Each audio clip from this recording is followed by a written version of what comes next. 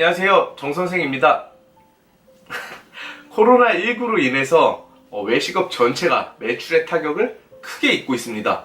그나마 외식업 안에서 타격을 조금이나마 면하고 있는 곳이 바로 배달시장인데요. 오늘 배달시장의 깡패라 불리는 배달 앱에 대해서 한번 이야기해 보려 합니다. 첫 번째 질문, 배달 앱 광고비와 오프라인 광고비 중 어느 곳에 더 투자를 해야 할까요?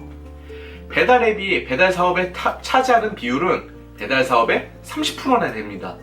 반대로 생각해보면 배달 앱을 지속적으로 관리하여 배달 사업의 흐름을 따라가는 것도 중요하지만 나머지 70%의 고객을 잡기 위한 고객 마케팅도 활발히 한다는 결과가 나옵니다.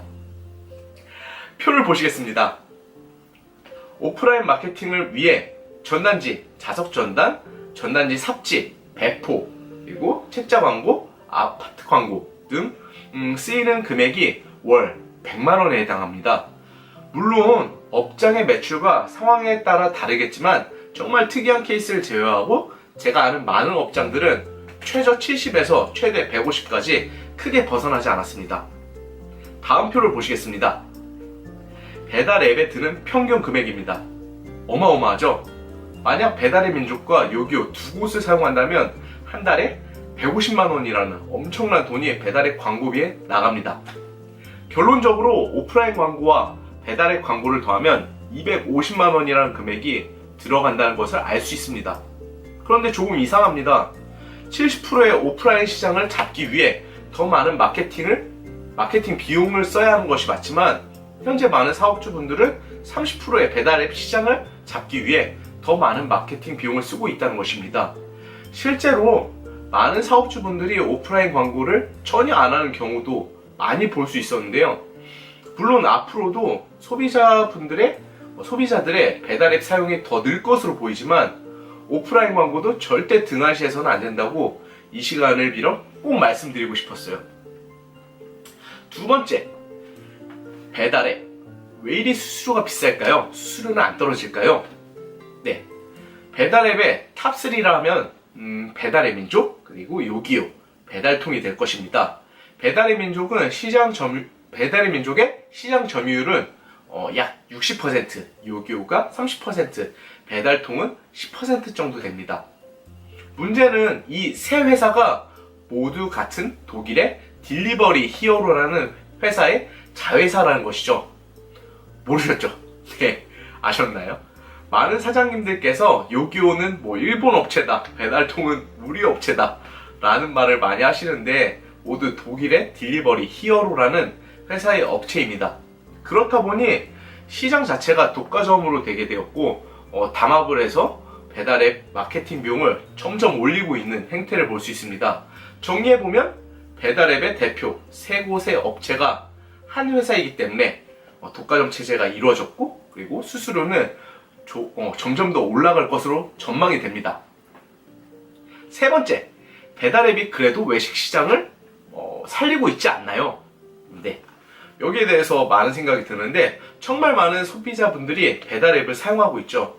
하지만 한국외식업협회의 조사에 따르면 배달앱이 생기기 전과 배달앱이 생긴 후 자영업자의 매출은 크게 달라지지 않고 있다고 합니다. 기존 오프라인 주문 형태에서 온라인의 주문 형태로 옮겨간 것일 뿐 자영업자가 느끼는 배달앱의 순기능은 없다는 답이 나옵니다. 분명한 것은 배달앱의 편리성은 정말 무시할 수 없다는 것이죠. 소비자는 배달앱을 통해 간간히 이벤트를 해서 좀 더 저렴하게 먹을 수도 있고 여러 업체를 비교할 수도 있고 평도 볼 수 있기 때문입니다.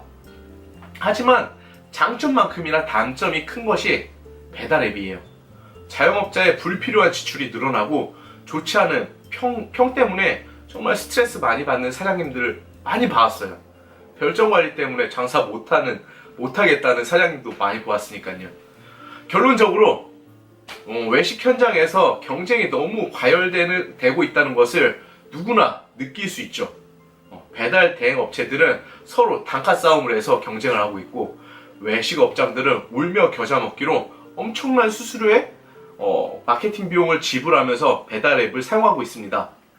이번 배달 앱 편을 준비하면서 사업자와 소비자가 좀 더 서로가 만족할 수 있는 방법은 없을까 정말 많이 고민을 했는데요. 외식업자들의 숨통을 터주는 동시에 DH의 독과점을 막고 소비자들이 편리하게 배달 앱을 사용할 수 있는 방법 딱 한 가지밖에 없었어요. 정부가 배달 앱 수수료를 제한하는 법 규정을 만드는 것.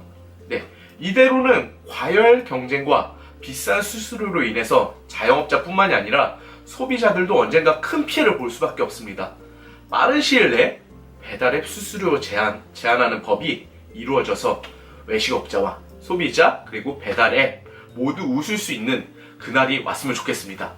재미있게 보셨으면 구독과 좋아요 부탁드릴게요. 감사합니다. 정선생이었습니다.